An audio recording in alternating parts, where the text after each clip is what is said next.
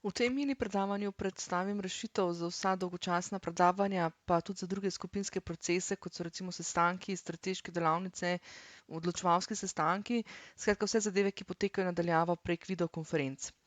Predstavim namreč spletno facilitiranje oziroma spletno facilitacijo, v slovenskem prostoru jo poznamo tudi kot moderiranje. Torej spletno facilitacijo kot orodje za bolj interaktivne izobraževalne delavnice in pa to, kako nam facilitiranje lahko pomaga, da naredimo naša spletna srečanja, torej naše delavnice, več kot samo enosmerno komunikacijo, pri kateri se nam včasih zdi, kot da govorimo sami sebi, ne. S tem pa seveda tudi zagotovimo, da bodo udeleženci čim bolj vključeni, pa da bodo imeli čim več od srečanja, tudi če so v bistvu na daljavo. Zdaj, videokonference pravzaprav niso novost, niti v slovenskem okolju, ne. Tudi sama v bistvu z njimi praktično vsakodnevno operiram že od konca leta 2010. Res pa je, da so bile predvsem koriščene v globalnem okolju, tako za izobraževanje kot tudi za razne sestanke. Zdaj, s selitvijo dela in izobraževanja na daljavo pa je v letu 2020 prišla na površje tudi nova bolezen, tako imenovan v navednicah bolezen, to je pa Zoom utrujenost. In velik delež krivde v bistvu za to utrujenost lahko pripišemo prav neučinkovito izpeljanim srečanjem, sestankom, delavnicam preko teh videokonferenčnih okolij. Zakaj? Večina spletnih srečanj je še vedno izpeljana v obliki enosmerne komunikacije. Torej jaz, predavatelj ali vodja srečanja, govorim, ostali pa poslušajo.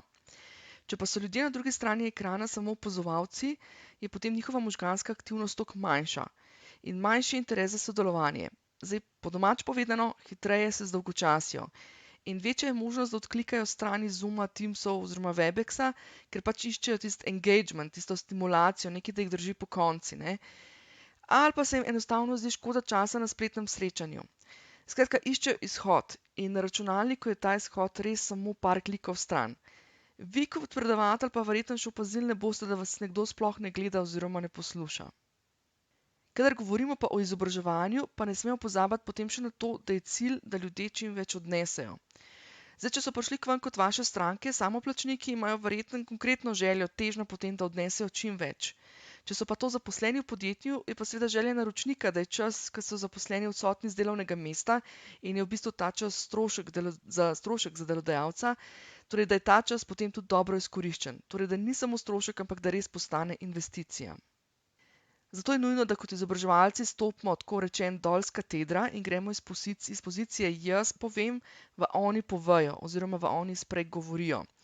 Ne smemo pozabiti, da ko imamo opravka z odraslimi, pa bodisi izobražujemo stranke ali pa sodelavce ali pa zaposlene pri naročniku, da je mnogokrat tako, da oni, torej udeleženci, že marsikaj vejo, znajo, imajo določene izkušnje.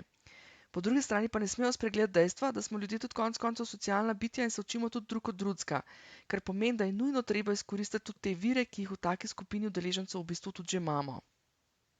Naša naloga, torej naloga izobraževalcev, predavateljev pa torej postane, da se prelevimo iz tega klasičnega predavatelja, podajalca informacij, v facilitatorja. To je torej nekdo, ki vodi, usmerja.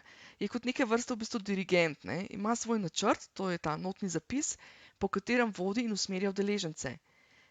Vendar ne, pa se končni rezultat ne more zgoditi brez članov orkestra in brez njihovega sodelovanja, torej brez udeležencev in brez njihovega sodelovanja. Da pa lahko klasičen predavateljski proces, kjer večinoma samo predavamo, spremenimo v facilitiran proces, v katerem so naši udeleženci aktivni, pa aktivno vključeni, pa potrebujemo seveda nabor tako imenovanih facilitatorskih metod in njihovih tehnik. Kot sem že omenila, v slovenskem prostoru se je uveljavil tudi predvsem izraz moderator in moderatorske tehnike, ki ga pa ne smemo zamenjati z vlogo moderatorja kot povezovalca neke prireditve ali pa dogodka. Skratka, te facilitatorske metode in tehnike so različne metode, s pomočjo katerih v bistvu svojo vsebino preoblikujemo na tak način, da lahko spodbudimo, da udeleženci sodelujejo in prispevajo s svojim znanjem in izkušnjami. Naša vloga kot izobraževalca pa postane pri tem še v bistvu še bolj strokovna, res bližje tistemu, kar mi rečemo učitelj, ker nismo več samo podajalci informacij, ampak moramo potem svojo mentorsko vlogo zaokrožiti v bistvu to, kar oni že vejo oziroma znajo ali pa so na novo v tem procesu spoznali. Skratka, na podlagi svojih izkušenj lahko damo neke povratne informacije in usmerimo vnaprej. Za udeležence pa ta izkušnja v bistvu postane še bolj osebna, ker v bistvu ta proces lahko prenesejo svoje primere. Predvsem je pa to, da tak način dela poučevanja prinese več praktičnosti, ker udeleženci sodelujejo med sabo ali pa delajo neposredno na primerih. Tako je za njih potem ta učni proces dejansko bolj zanimiv, pa možgani so bolj aktivni in pomnjenje je potem tudi boljše. Pa še ena stvar je, predvsem je pa to, da naučeno hitreje prenesejo potem v prakso, ker konec koncev zato so pa prišli tudi na izobraževanje, ne. Zdaj, ko pa govorimo o facilitiranju na daljavo prek spleta, pa je treba dodati še en element, in sicer, da znamo to narediti tudi na daljavo preko videokonferenčnega okolja. Zdaj, Zoom ali pa katerokoli drugo okolje, to v bistvu niti ni pomembno, ker ko enkrat poznaš princip dela, je enak ne glede na platformo. Predvsem moramo znati pa to narediti tako, da smo prvič tehnično suvereni, ter na drugi strani dovolj uporabniku prijazni. Ker v bistvu ne želimo, da se udeleženci zdaj ubadajo bolj z orodji, kot pa s samim procesom in pa vsebino. Dajmo si pogledati torej nekaj ključnih korakov, kako tudi v online okolju na spletnih srečanjih v živo učinkovito in uspešno lahko facilitiramo te skupinske procese. Čeprav smo daljavo, je prva stvar, ki je ključnega pomena in za uspešno facilitiran proces tudi najpomembnejša stvar, je to, da ustvarimo varen prostor. Po domače, če govorimo o tem, da se ljudje počutijo varni v skupini. To pomeni, da se počutijo varno deliti svoje izkušnje, svoje znanje, da se počutijo varne pri delu s tehnologijo. Hkrati pa je pomembno, da se zavedamo, da ko smo online na daljavo, da je tudi komunikacija drugačna. Skratka, pomeni, da moramo znati poskrbeti tudi za primerno sodelovalno vzdušje, da znajo in zmorejo uspešno sodelovati tudi na daljavo. Potem skozi aktivnosti peljemo udeležence skozi proces. Zdaj recimo, da je to učni proces, nek izobraževalni proces, lahko je pa tudi nek drug skupinski proces, recimo nek odločevalski sestanek, brainstorming ali karkoli. In kadar gre za izobraževanje, seveda vključimo lahko tudi nekaj malega predavanj. Lahko pa seveda izkoristimo sodobno tehnologijo tudi tako, da obrnemo učenje, torej ta flipped classroom oziroma flipped learning, obrnjeno učenje, oziroma kombiniramo, torej uporabimo to kombinirano učenje oziroma blended learning. To pomeni, da celotno zadevo načrtujemo tako, da se neke teoretične vsebine da predelati ločeno. Zdaj lahko je to pred srečanjem v živo, po srečanju v živo. Skratka, srečanje v živo pa potem izkoristimo res zato, da lahko udeleženci delajo, trenirajo, vadijo, preizkušajo, izmenjujejo izkušnje. Mi, kot facilitatorji, pa smo jim pri tem oporo v bistvu kot mentorji, učitelji. Zdaj, da ima zadeva celoten proces, da ima glavo in rep in da res dosežemo, kar smo si zastavili, pa da naše udeležence pripeljemo do učnega cilja, torej do tega rezultata, da znajo nekaj narediti ali pa da pride do neke spremembe pri delu ali pa v življenju, je pa ključno načrtovanje. To je za izvedbe na daljavo še bolj pomemben kot za tiste v predavalnici, ker ko smo mi v fizičnem prostoru, lahko hitro kaj zimproviziramo, medtem ko je treba pri izvedbi na daljavo imeti večino stvari pripravljenih vnaprej.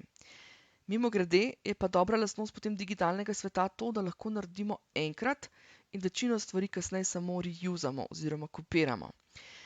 Posebno pozornost je treba pa pri načrtovanju dati tudi temu, kako vodimo udeležence skozi neke tehnične prepreke in pa nameniti pozornost časovnemu načrtovanju, ker na spletnih delavnicah čas teče majčkeno drugače kot na tistih klasičnih na terenu. Seveda pa je logično, pri vsem skupaj pomembna pa še ena stvar, to je pa znati rokovati z digitalnimi orodji.